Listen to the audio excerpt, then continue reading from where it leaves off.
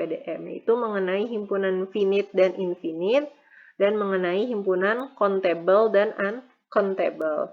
Finite dan infinite ini juga biasanya menggunakan istilah himpunan berhingga, ya finite gitu ya, dan himpunan tak berhingga atau infinite.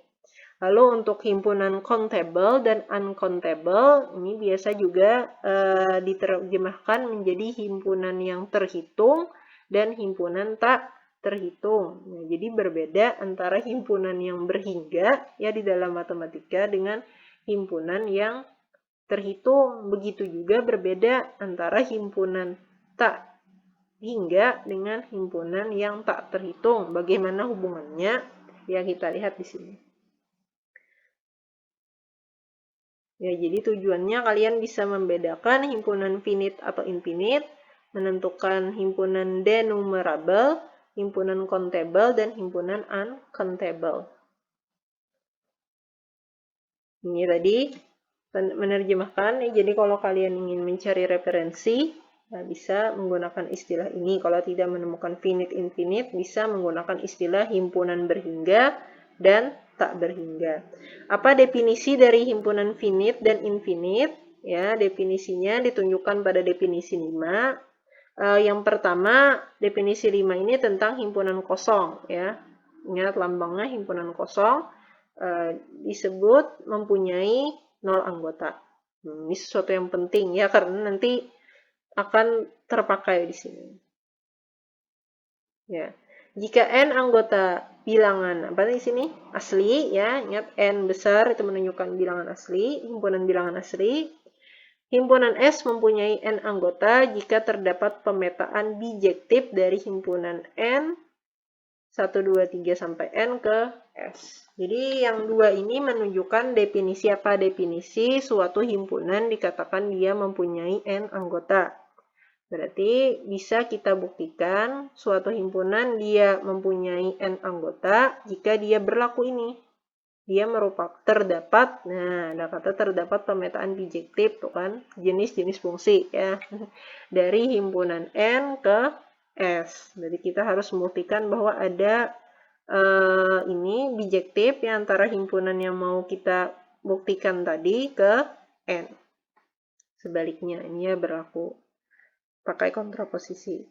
Nah, jadi yang dua ini menunjukkan definisi suatu himpunan mempunyai n anggota. Kenapa jadi dia dimunculkan? Karena hubungannya ke definisi ketiga. Ya.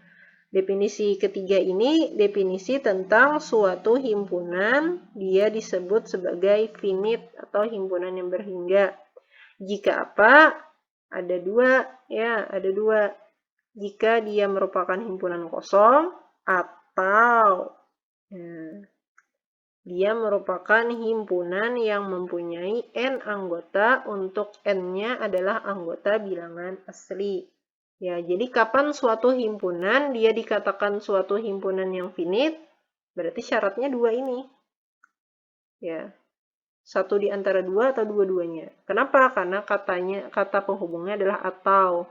Ingat, kalau kata penghubungnya adalah atau berarti bisa salah satu ya atau dua-duanya berlaku. Jadi kalau ada himpunan, misalnya dia adalah himpunan kosong, nah maka berarti pasti dia adalah himpunan yang finite. Berarti himpunan kosong di sini adalah himpunan yang finite.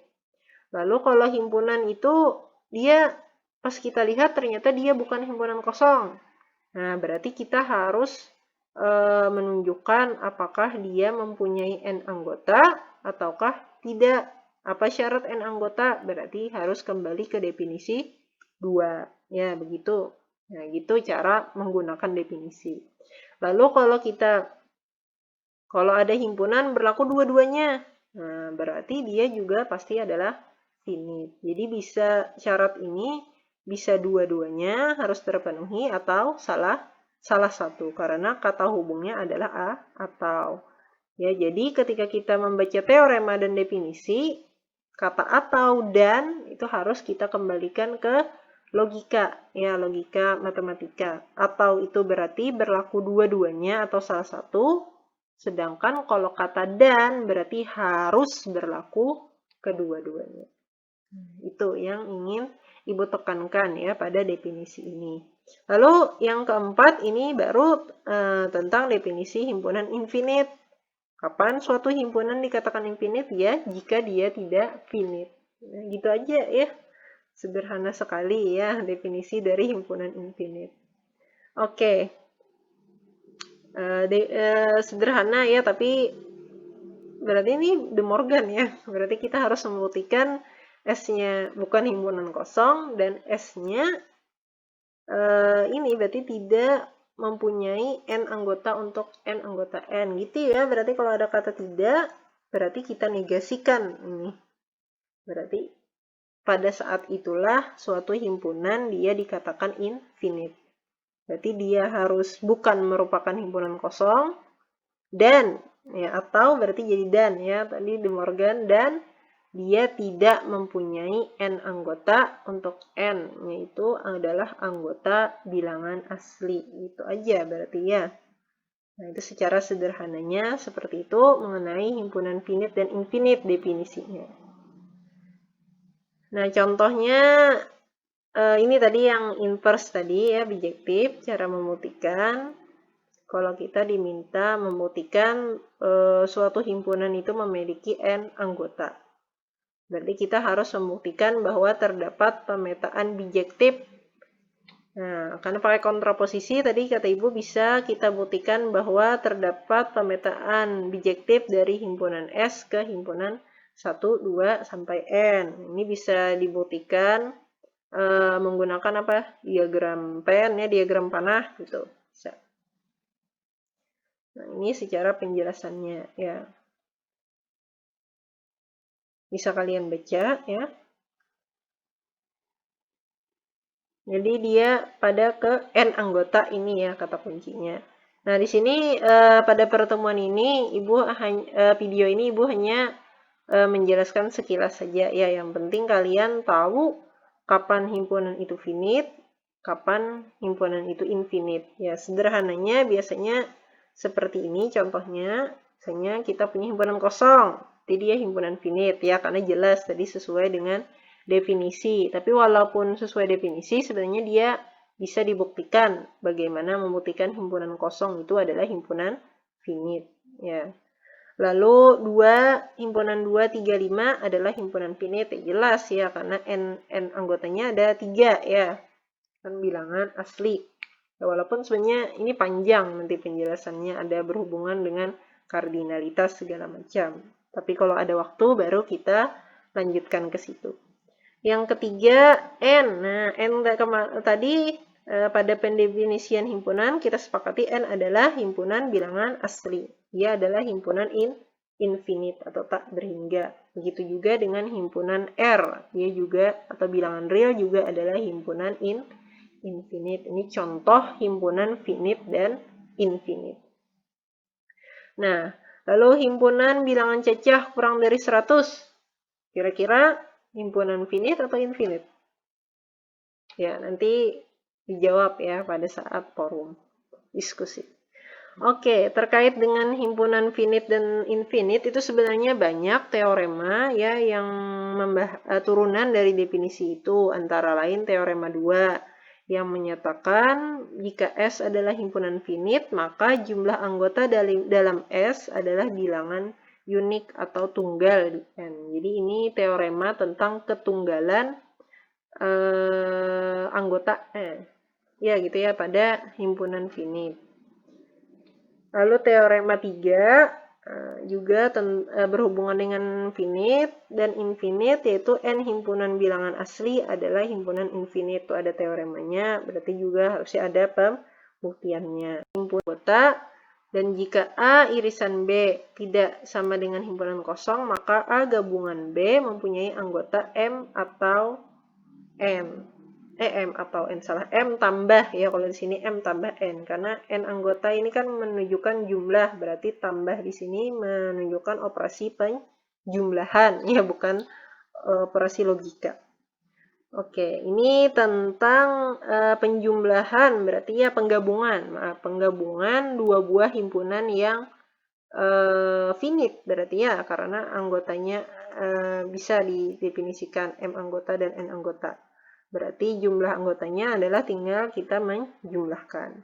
Lalu kalau ada A adalah himpunan dengan anggota M, anggota N, dan C adalah subset dari A, adalah suatu himpunan dengan satu anggota, di sini anggotanya satu, maka A selisih C adalah himpunan dengan anggota M kurang 1. Nah, ini kalau secara logika teoremanya ini ya, masuk saja ya, nanti pembuktiannya yang panjang.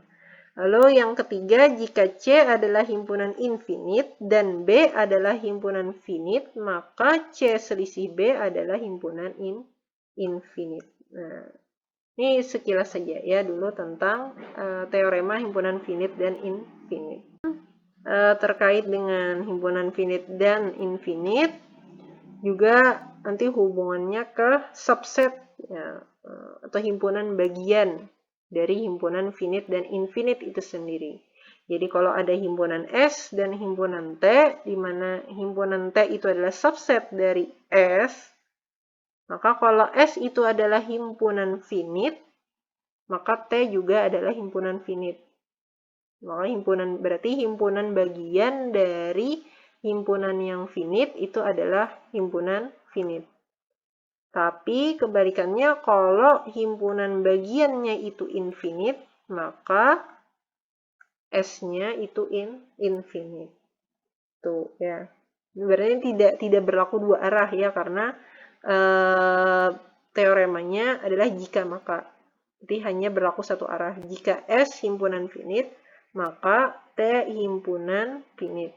Berarti tidak berlaku kalau T himpunannya finite, belum tentu ya S-nya itu dia finite gitu kan, kalau jika maka itu. Begitu juga yang T, jika T himpunan infinite maka S-nya infinite, tapi tidak berlaku kebalikannya, kalau S infinite belum tentu ya T himpunannya infinite. Itu macam-macam nanti ya pembuktiannya. Jadi yang ingat satu arah. Jadi kalau S-nya himpunan finite, yang himpunan belakangnya ini finite, maka himpunan bagiannya juga finite gitu ya. Tapi kalau ininya infinite ya, maka yang besarnya adalah infinite. Oke, itu ya.